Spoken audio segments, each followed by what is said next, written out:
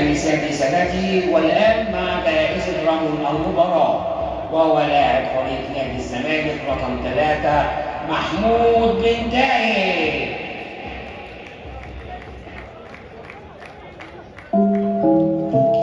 انتهى اللقاء بتعادل الفريقين بهدف لكل منهما.